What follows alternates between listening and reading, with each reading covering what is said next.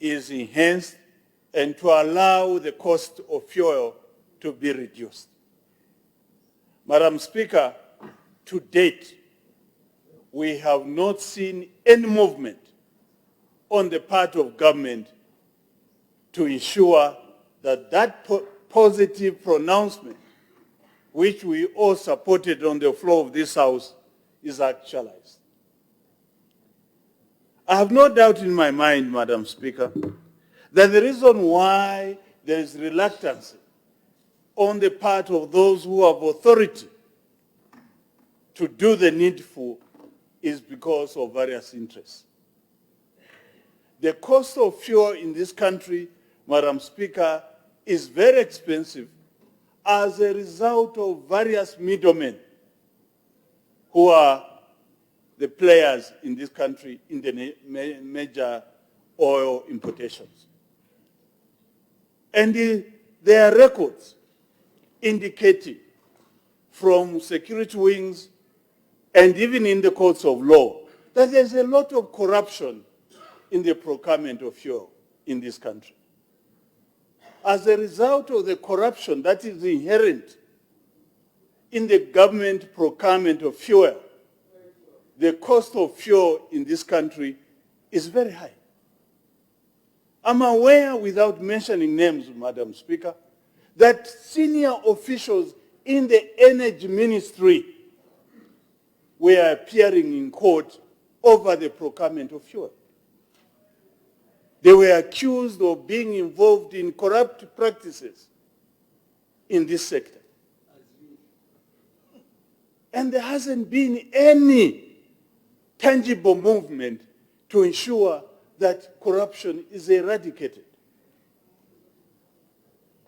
Madam Speaker, us on your left side here have no doubt in our minds that because of the corruption that is involved and the benefits that are accruing,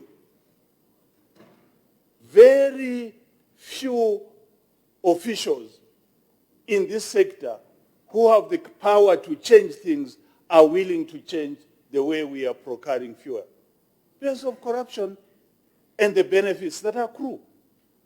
I would like to call upon the Minister of Energy in consultation with the Minister of Finance, who made a pronouncement on the floor of this House that they are going to change the procurement regime to allow legitimate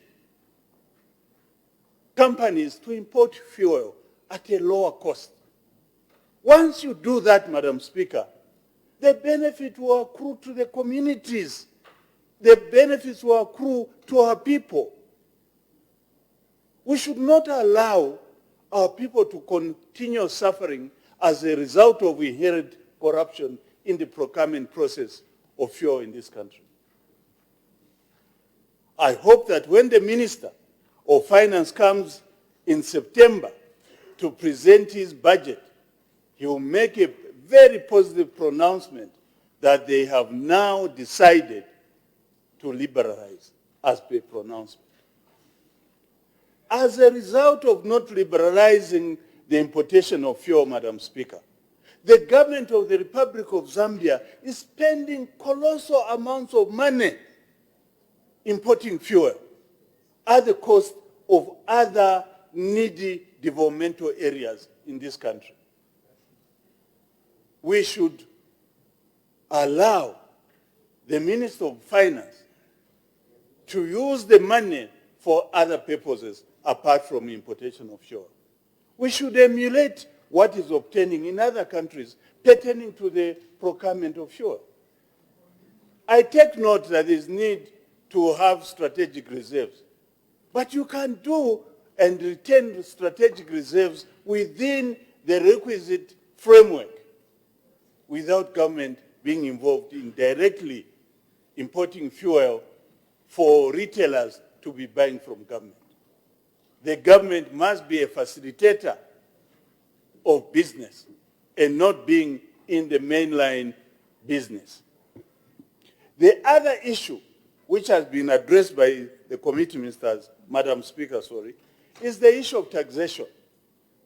The government has realized that the easiest way of making money money through taxes is through the energy sector. Because there is no way the business community or any member of the public will avoid procuring fuel for their businesses. Hence, they are finding a way of making money from this process. As a result of this propensity to make money out of this fuel industry, the cost of doing business is high in this country. The goods and services that are being provided by the business community are high because of the energy sector. I'll call upon the Minister